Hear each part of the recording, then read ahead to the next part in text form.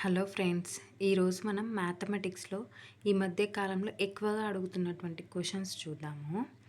అయితే అందులో ముఖ్యంగా ఒకటి కారణాంకాల మొత్తం అని చెప్పి ఈ మధ్య అడుగుతున్నారండి.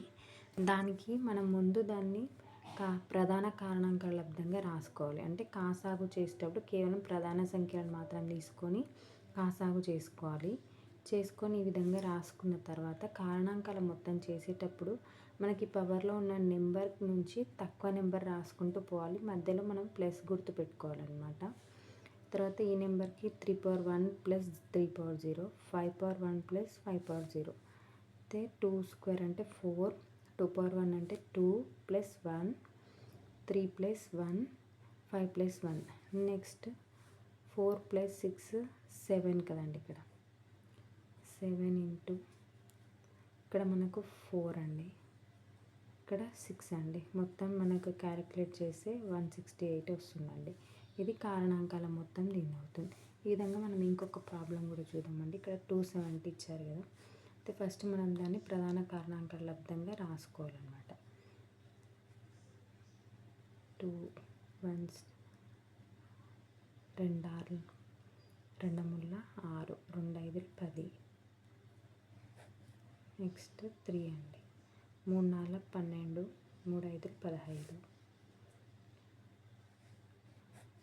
3 1 3, 3 5 15, 3 1 3, 3 5 15 అండి.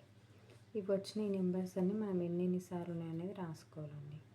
2 × 3³ × 5 అండి. 5 అంటే పవర్ 1.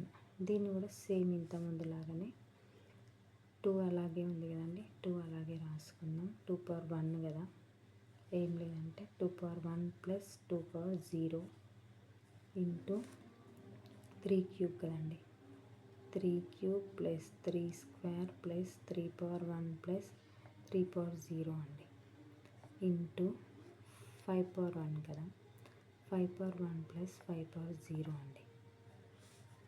అయితే మనకు 2/1 అంటే 2 + 1,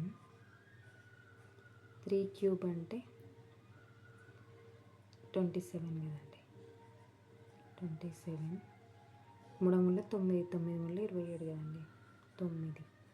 3 + 1 అండి, 5/1 అంటే 5 + 1 అండి. 3 ఇంటూ 27 + 9 + 3 9 10 13, 13 ఒక 7 అండి, 20 40 కదండి. మొత్తం 40 × 6 అండి. ఇది మొత్తం చేస్తే మనకి ఎంత వస్తుందంటే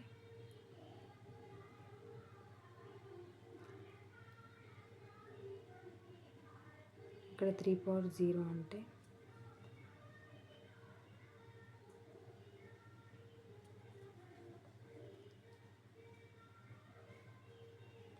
3 4 12 కదండి, 120 కదా, 12 6 72, సో 720 అవుతుంది అనమాట. ఈ విధంగా మనం కారణాంకాల మొత్తం ఫస్ట్ దాన్ని ఈ విధంగా ప్రధాన సంఖ్యల దగ్గర ఈ విధంగా కాసాగు తీసుకోవాలి. తీసుకున్న తర్వాత పవర్ ఎంత అవుతుందో ఆ నుంచి తగ్గించుకుంటూ రాసుకోవాలి. ఒక్కొక్కటి రాసుకొని వాటన్నింటినీ ఈ విధంగా కూడి ఒక్కొక్కటి ఇంటూ చేస్తే మనకు కారణాంకాల మొత్తం ఎంత అనేది వస్తుందండి. ఇది ఒక కాన్సెప్ట్. అదేవిధంగా కారణాంకాల సంఖ్య అని అడుగుతున్నారండి. ఈ కారణాంకాల సంఖ్య దీంట్లో కూడా మనకు ప్రధాన సంఖ్యలే అవసరం అన్నమాట. ఈ ప్రధాన సంఖ్యలు అంటే ఇచ్చిన ఈ నెంబర్ని ప్రధాన సంఖ్యల రూపంలో మార్చుకోవాలి. 6 అంటే 3 2 6 కదండి, ఆ విధంగా రాసుకుంటున్నా. 35 అంటే 7 5 35 కదండి, ఆ విధంగా నేను ప్రధాన సంఖ్యల వచ్చేటట్లు రాసుకుంటున్నా. 11 ఆల్రెడీ ప్రధాన సంఖ్యనే కాబట్టి అది అవసరం లేదు, అట్లనే రాస్తున్నా. ఇవన్నీ మనం సపరేట్ చేసుకుందామండి. 3/4, 2/4 ఇంటూ 3/4 ఇంటూ 7² ఇంటూ 5² ఇంటూ 11/4 అండి. ఈ విధంగా రాసుకోవాలి. రాసుకున్న తర్వాత నెక్స్ట్ మనం ఏం చేయాలంటే ఇప్పుడు ఇవన్నీ మనకి కారణాంకాల సంఖ్య ఎంత అని అడుగుతున్నారు కదండి. అయితే ఇందులో మనకు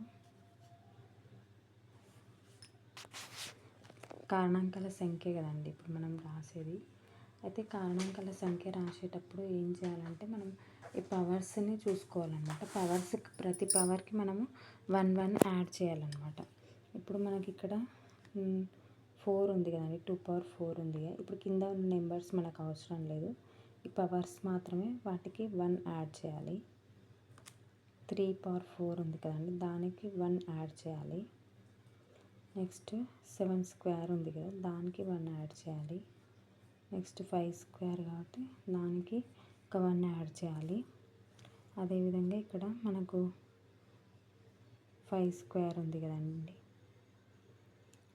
11 పవర్ 4 కాబట్టి 4+1 అని ఈ విధంగా 1 యాడ్ చేయాలన్నమాట. మొత్తం యాడ్ చేసి వాటన్నింటినీ ఇంటూ చేయాలి. ఇప్పుడు 4+1 5 × 5 × 3 × 3 × 5 అండి.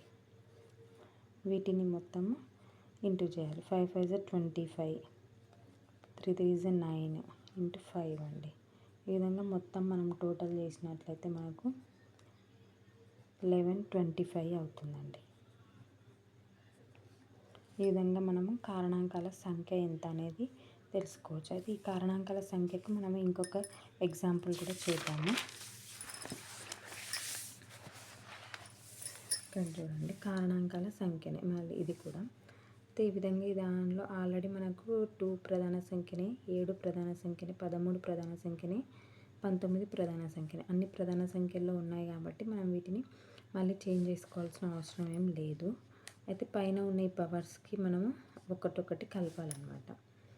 4+1 × 5+1 × 2+1 × 1+1 అండి. ఏం లేదంటే అక్కడ 1 ఉన్నట్లే కదా, ఆ విధంగా 4+1 5, 5+1 6, 2+1 3, 1+1 2 అని వీటన్నింటిని మనము యాడ్ చేయాలి, ఇంటూ చేయాలి. మొత్తం ఇంటూ చేసినట్లయితే మనకు ఈ మొత్తం ఎంత అవుతుంది అంటే 144 అవుతుంది అన్నమాట. మనకు మొత్తం ఇంటూ చేసినట్లయితే మనకు 144 వస్తుంది అన్నమాట. ఈ విధంగా మొత్తం కారణాంకాల సంఖ్య అంటే ఈ విధంగా రాయాలండి. అయితే ఇందులో ఒక్కొక్కసారి మనకి ఏమంటున్నారంటే సరి కారణాంకాల సంఖ్య, అదేవిధంగా బేసి కారణాంకాల సంఖ్య అని చెప్పి కూడా అడుగుతున్నారండి ఒక్కొక్కసారి. అయితే సరి కారణాంకాల సంఖ్యని ఏ విధంగా తీసుకోవాలంటే, సరి సంఖ్య ఇందులో ఏది ఉందండి, 2 ఉంది కదా, దానికి ఉన్న పవర్ ఉంది కదా, ఆ పవర్ని మనం ఏం చేయాలి, ముందు రాసుకోవాలి. రాసుకొని మిగిలిన బేసి సంఖ్యలు ఏవైతే ఉన్నాయో వాటిని +1 వేసి ఎట్లా రాసుకుంటామో అట్లనే రాసుకోవాలండి. 5+1, 2+1, 1+1 ఈ విధంగా అనమాట. ఇది సరే కారణాంకాలు అనమాట.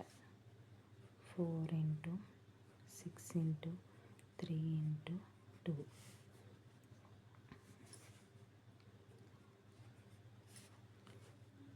4 6 24 అండి. 24 × 6 అండి. 24 × 6, 6 4 24, 6 2 12, 13 14, 144 అవుతుందండి. సరే, అదేవిధంగా బేసి అంటే ఇక్కడ మనకు ఇక్కడ చూడండి, బేసి అంటే ఏమున్నాయండి, సేమ్ అది ఇది సేమ్ కాకపోతే ఈ బేసిక్ ఏం చేయాలంటే ఒక 1 అనేది ముందు పెట్టేసేయాలి. ఆ బేసిక్ ఏదైతే ఉన్నాయో ఇక్కడ బేసి సంఖ్య 7, 13, 19 ఉన్నాయి కదా, ఆ పవర్లో ఉన్న నెంబర్కి 1 యాడ్ చేయాలన్నమాట, అంతే. 2+1,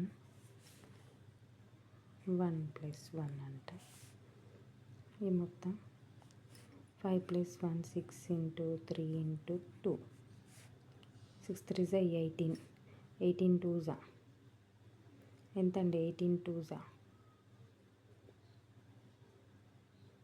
36 అన్నమాట. అంతే కదండి, 18 2 36.